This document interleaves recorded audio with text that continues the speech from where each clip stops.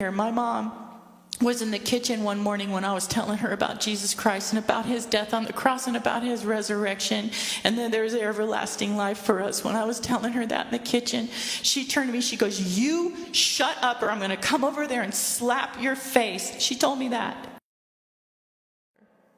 What happened to me? They thought I was crazy. They told me I was in a cult.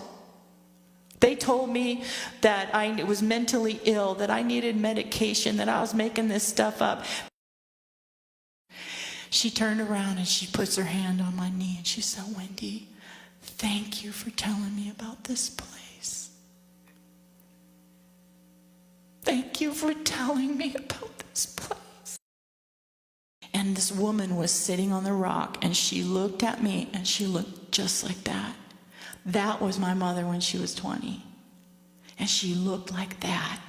She had her black hair and her little bangs and her young face. That is my mother right now in heaven, right now.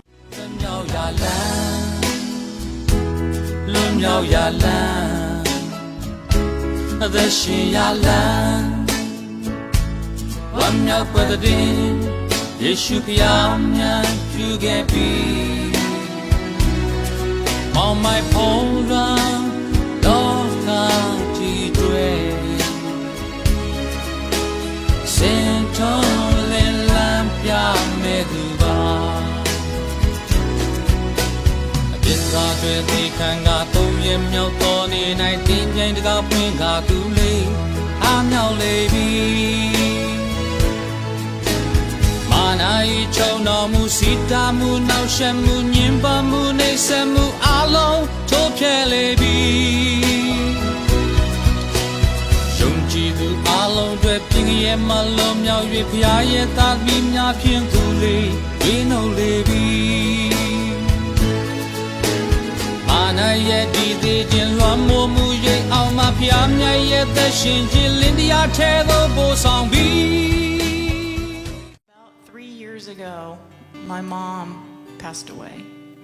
She died of a horrible death that left me questioning why. Because I believe in healing. And I go all over the world and I've seen amazing healings, and I've seen them here right in America. But she didn't get physically healed with all my prayers, and the 3 years she suffered with Lou Gehrig's disease. I don't know if you're aware of that disease, but it's worse than cancer. It's worse. It's the most horrible, devilish disease on the earth, I think. So she went ahead and passed away with that. And I was very close to my mother, and we have a very close family. My mom was like one of my best friends. And for those of you that aren't close to your mothers, I'm sorry. I really am. Because a mother's love is really something very special. And find forgiveness, because that's okay. The Lord is good anyway. He's always good. So my mom passed away in August of 2011. And I worked it out in my heart. I wasn't mad at God. Of course, I would never get mad at my Lord. I've learned not to do that. It's never a winning proposition when that happens.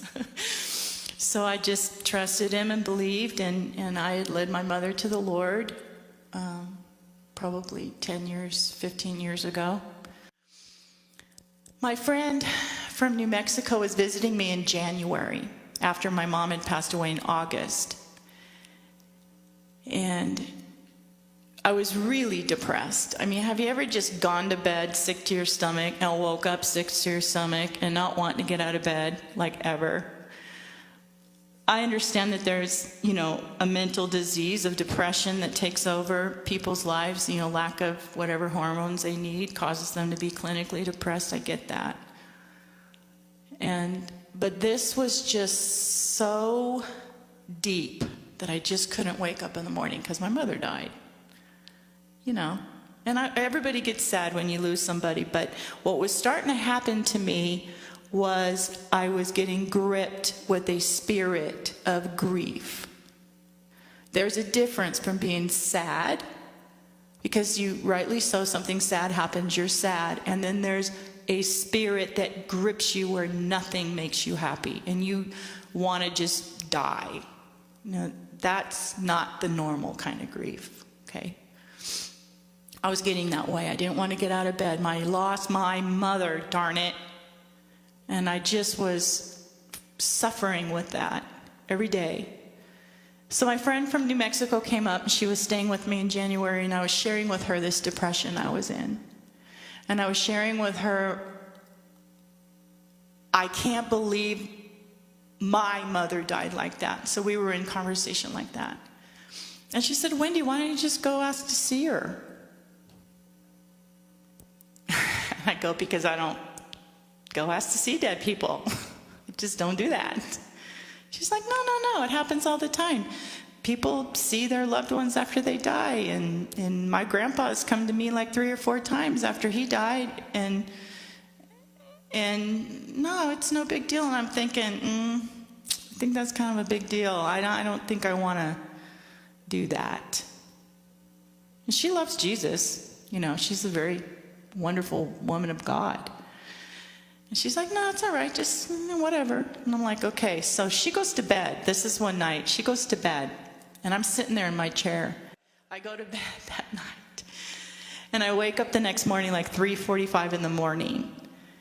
And I get up, and I have this chair I go to. It's my little recliner. So I went to my chair, and I have this really fuzzy blanket. It's really cool. It's like a bear blanket. And I put it over me, and it was dark. I put it over me, and I got in like the fetal position. And I was sad. You know, I just woke up sad.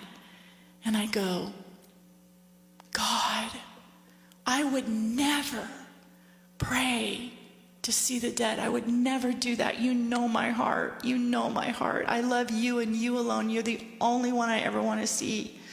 But everybody keeps telling me that you can see your loved ones, and I don't know how I feel about that.